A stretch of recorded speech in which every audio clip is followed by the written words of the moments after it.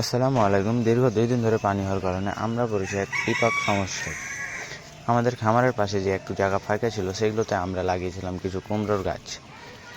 আমরা এইভাবে থানা করে কিছু কুমড়োর গাছ লাগিয়েছিলাম, যেগুলো এখন পানিতে ডুবে যাচ্ছে।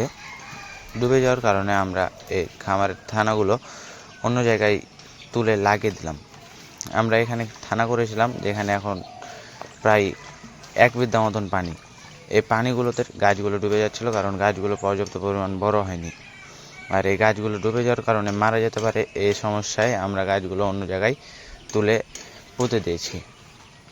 আমরা কিছু ঢেঁড়সের গাছ লাগিয়েছিলাম, যে গাছগুলো প্রায় 1 থেকে 1.5 মাস আগে লাগানো হয়েছিল, কিন্তু সময়ের ব্যবধানে গাছগুলো বেশ ভালোইভাবে বড় হচ্ছিল। একদিন এখানে কিছু মুরগি ঢুকে গাছগুলো ভেঙে দিয়েছে।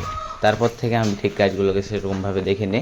এই যে দীর্ঘ কয়েকদিন ধরে পানি হওয়াতে এই কয়েকটা গাছ আবার পুনরায় জিন্দা হয়ে উঠেছে।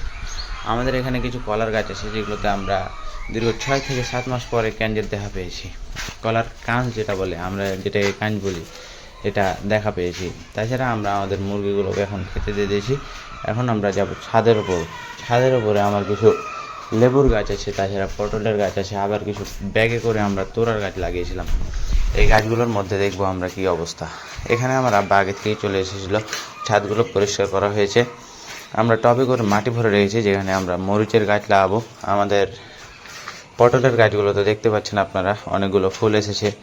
এই গাছটা দীর্ঘ প্রায় 1 বছর আগের গাছ, যেগুলো আমি লাগিয়েছিলাম, কিন্তু আমি বড় করতে পারিনি। পরবর্তীতে আমার ভাইয়া এসে গাছগুলোকে ভালোভাবে বড় করেছে। এখানে লেবুর গাছগুলোতে অনেক ফুল ফুটেছে, যে লেবুগুলো ধরবে কি না আমি জানি না, তবে ধরবে। কিছু কিছু এসেছে বলি। আমরা এই গাছগুলো থেকে এর আগে কখনো লেবু পাইনি, তবে ফুল ফুটেছিল কিন্তু লেবু ধরেনি। কী কারণে ধরেনি আমি ঠিক জানি না, তবে ভাইয়াও দেখেছিল কিন্তু হয়নি। তাছাড়া আমরা আমাদের তোরার গাছগুলোতে বেশ কিছু ফুল দেখতে পাচ্ছি, কয়েকটা তোরাও ধরেছে। তবে ব্যাগগুলোর কারণে হয়তো গাছগুলো পর্যাপ্ত পরিমাণ বড় হচ্ছে না, কারণ সেখানে মাটি নাই পর্যাপ্ত পরিমাণ। আমাদের এই গাছগুলো, এই যে ছোট ছোট গাছে বেশ কিছু ফুল এসেছে, যে ফুলগুলো থেকে আমরা বেশ কিছু তোরা পাবো ইনশাআল্লাহ।